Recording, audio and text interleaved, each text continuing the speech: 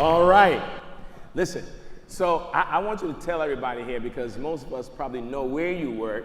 But I want to tell everybody what exactly you do.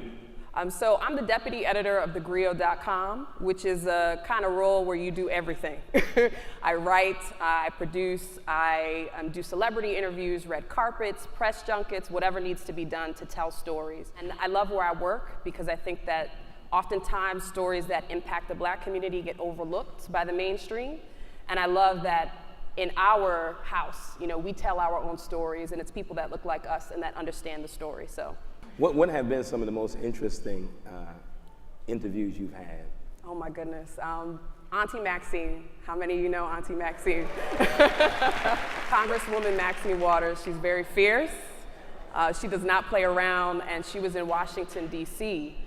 Talking about, you know, obviously her views on the president, but also engaging millennials and seeing a new generation step up, rather than sort of expecting the old guard to do everything.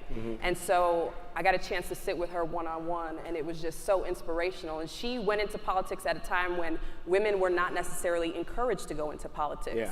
You know, they sort of ignored you or spoke over you, and she talked about just being tough and sticking it out.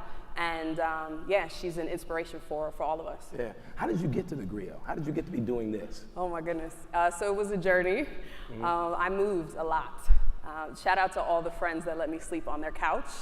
You need that. You need friends who have a couch available. Definitely. Yeah. Definitely. I grew up in Syracuse, New York, went to public schools, inner city public schools, and I never really knew what was possible, but Harvard sounded good, so I just said it because it sounded good. And then I think that manifested. You know, teachers heard it, guidance counselors heard it, and the whole community sort of came behind me and made sure that I got there.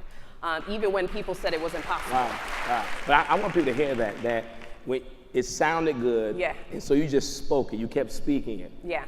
You know, I come from a working class family. My father never went to college. My mother was the first in her family to go. But they told me that education was the one thing nobody could take from me, no matter what.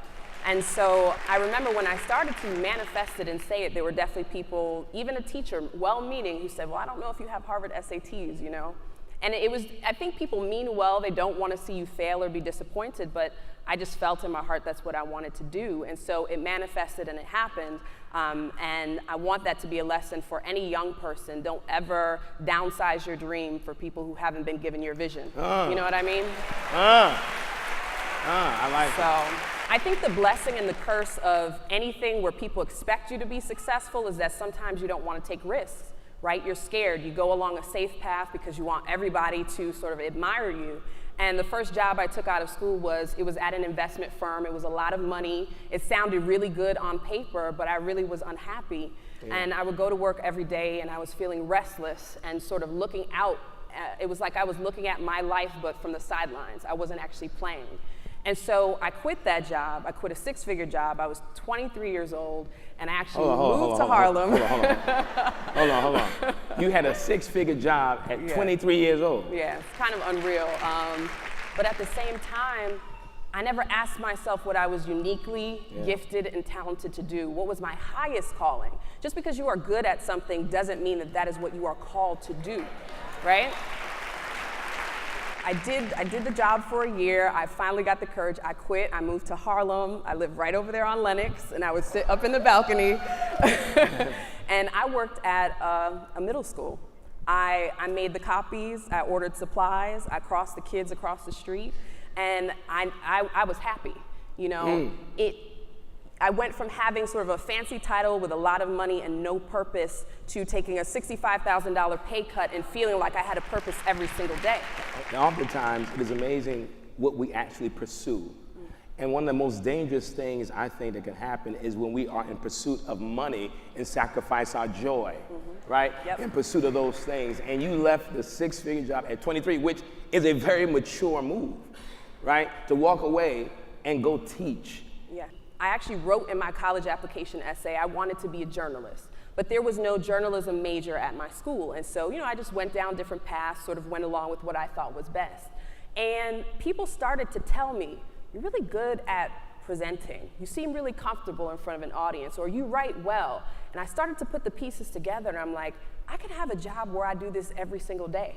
Why don't I do what I'm actually gifted and talented to do, rather than trying to chase a title that sounds good to someone else? And I do think sometimes we want God to have this big revelation, the clouds open and the lightning comes down and he's like, this is what you are called to do. But the truth is that the seeds of your purpose are already within you. He has planted that already within you.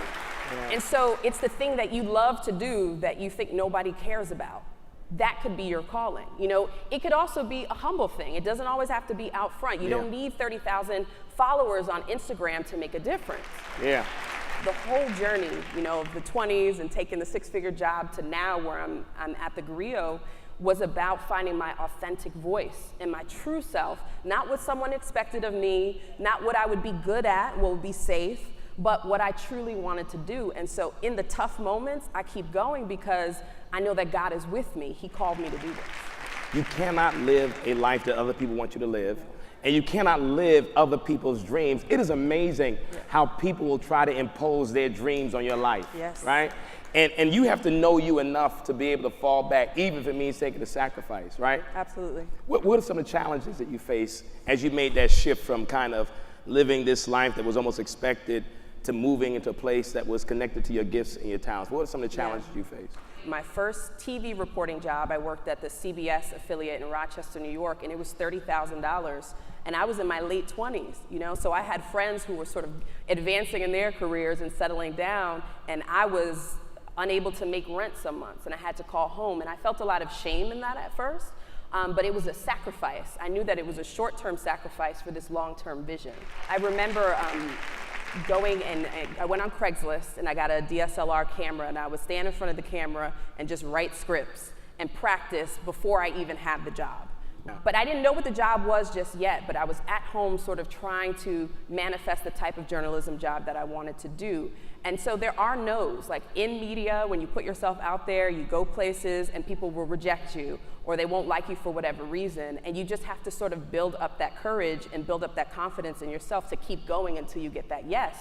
And I slept on couches, I came to New York, I auditioned for a lot of things, and the Griot was where I found my home, and that was God sort of manifesting that vision. Yeah, I like what you said, because sometimes we have this idea of what we want to see with our lives and how we want maybe God to move in our lives, and we just sit. And you hear some people, I'm just waiting for God to do something. No, maybe God is waiting for you to do something, right? And what you said was important. You were practicing even before you got the assignment. Yeah. You were practicing even before you got the interview or the job, which meant that in your mind, you were already living in the space that you were to occupy down the road. That's right. Right? So sometimes the job has to catch up with your own vision.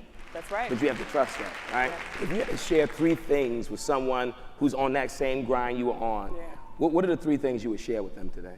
Well, the first thing I would say is not to settle, right? I think about if I had stayed in that cubicle, where I would be today, and if I had sort of settled for someone else's definition of what success was.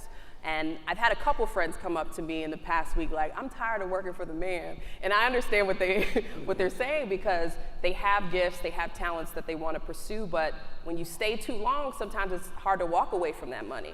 And it's hard to walk away from that security. So if you have the benefit of a space, go for it. Run through it, you know, run through the door and make it happen. I think the second thing would be to embrace the struggle. There's this great book, it's called The Art of Work. It's by Jeff Goins. And he talks about a period of irrelevance that all great people go through, where nobody's checking for you, you know, your work doesn't seem that great, you feel like you're constantly getting rejected, but that is how you get refined. Through that fire, you become the great person that you are. So it's okay to be irrelevant to the world, right? Because you're relevant to God, and you're pursuing what He's told you to do. And then I think the last thing is just to trust God. I mean, what good is the Christian faith if we're not going to act on our faith, right? If we want everything to be perfect before we step out on faith, it's not going to work that way. And so for me, in every situation when I felt it was time to move, even if the situation wasn't 100%, you know, I maybe hadn't saved to go to grad school, God gave me a full tuition scholarship. You know, when I didn't have a place to stay, friends let me stay there. So He provides in ways that are amazing and beyond anything that we can imagine, but I think we have to take that first step of trusting God. Wow, wow. Come on, give it up for Natasha Alford today.